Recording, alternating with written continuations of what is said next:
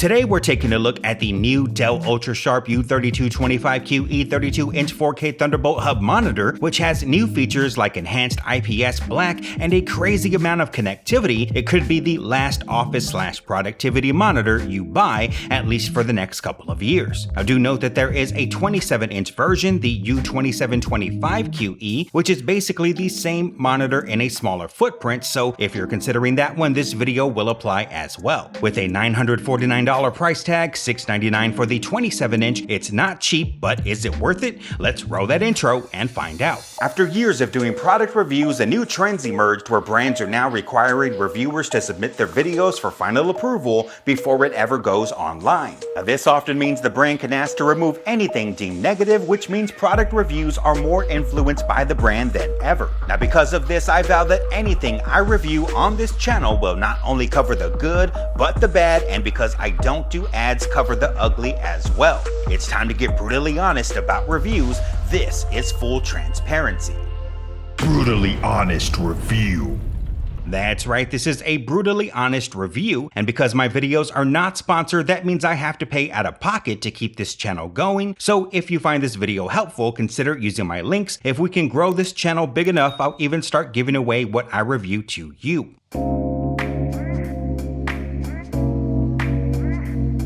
Because of the way the box was taped up, I thought maybe I had a return unit, not to mention the sweet honey syrupy smell the cardboard had once I opened it, but everything appears to be brand new. Either that or the manager at IHOP did a fantastic job sending it back. Once out of the box and assembled, we see it still sports that classic Dell silver plastic body, which I've always found has a professional look, and I've always been a fan of the base of their stands, which don't take up a lot of space at only a little over 11 inches wide. The whole monitor, once put together, has a max height of about 24.5 inches, a width of about 28 inches, a depth of about 8.5 inches, and weighs in at about 20 pounds, making it easy to set up and move. I mentioned max height because it is height adjustable and can be lowered, can swivel left and right, can tilt up and down, and pivot into portrait mode if you're doing photo work or using it as a side second screen, though I'd probably use a 27-inch for that. It comes with a matte display, so if your space has a lot of light pollution, you won't have to worry about reflections and having windows become a pain. This unit sports massive connectivity options, so let's check them out from left to right. First, we've got your power connector, then an HDMI 2.1 connection, a display port. Hold up, time out. You heard me right, an HDMI 2.1 connection, meaning 120 Hz, and support for variable refresh rates. So while this is not a gaming monitor, there are a lot of you out there who would love to have a monitor for work that can also excel when it comes to gaming. I'll be sure to test that in a bit. Then we've got a DisplayPort 1.4 input with DSC to help take advantage of that 120 Hz, a DisplayPort 1.4 output so you can daisy chain another monitor, a 15-watt Thunderbolt 4 downstream port, and a Thunderbolt 4 upstream port with a massive power delivery of up to 140 watts. That's the most I've personally seen on any monitor so far. We've then got a 10 gigabit per second USB-C upstream port, 3 USB Type-A downstream ports, a 3.5mm audio line out jack, a USB Type-A downstream port, and an RJ45 Ethernet port. Now, there's also a few quick access ports that pop out from under the monitor. You'll find two 15-watt USB-C downstream ports and a USB Type-A port with battery charging 1.2 for your devices. And in case you have a monitor arm, it is 100mm by 100mm VESA mount compatible.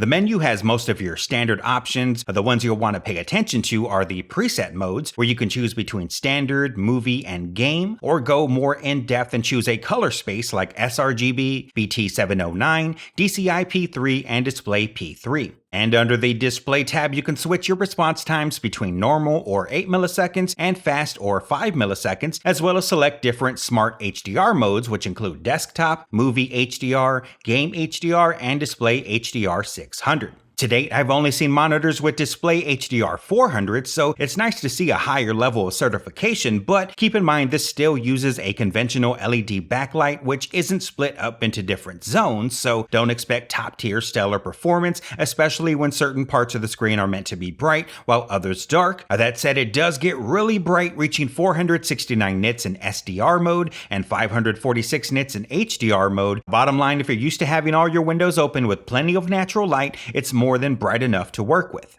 When it comes to the enhanced IPS Black with a 3000:1 contrast ratio that boasts 47% deeper blacks than a conventional IPS, for an IPS I'd say this monitor excels. When you're used to black levels that look gray, it's definitely a step up, but those deeper blacks are a double-edged sword, as it also makes the panel's backlight bleed more apparent. There's no getting away from that IPS glow. Those things are going to matter most when it comes to streaming content or gaming, and if you're asking yourself whether this monitor could excel at both work and play because of its 120Hz refresh rate, yes, but with some caveats. When it comes to work, this monitor excels with less flicker and smoother visuals than a 60Hz monitor, though realistically, in a blind test, the average everyday non-techie office employee may not be able to tell much of a difference. Its color accuracy is also spot on with an advertised 100% sRGB, 100% BT709, and 99% DCI-P3, and measured in with 92% Adobe RGB, making it an all-around solid choice for the office, those who work from home,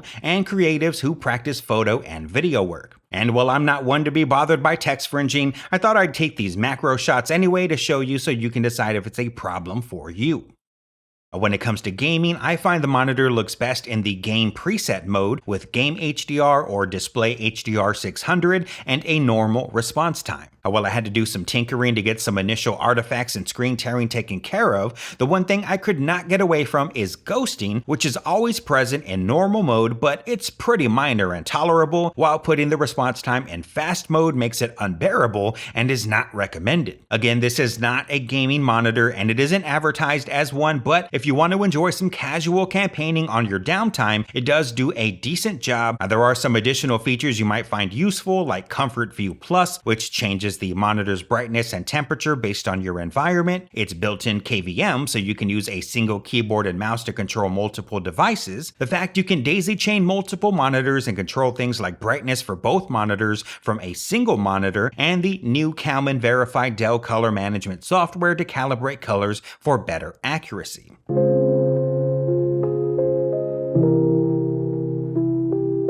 In the end, you're getting improved black levels with the new IPS Black contrast ratio, even if IPS glow is more obvious, 120Hz and variable refresh rate support for smoother motion and decent gaming performance, albeit with some ghosting, and an assortment of connectivity, probably the most I've seen on a monitor so far, making it useful in a wide range of scenarios. You tell me, is the Dell U3225QE worth the $949 price tag? And if so, are you going to pick one up, or is there another monitor you think is a better value? If you decide to buy, consider using my link to support this channel, and let me know if there's something I forgot to cover you'd like to see in a future monitor review. Up next is the Alienware AW2725Q. Look for that video to upload in about a week. That's going to wrap things up for today. I'll see you next time.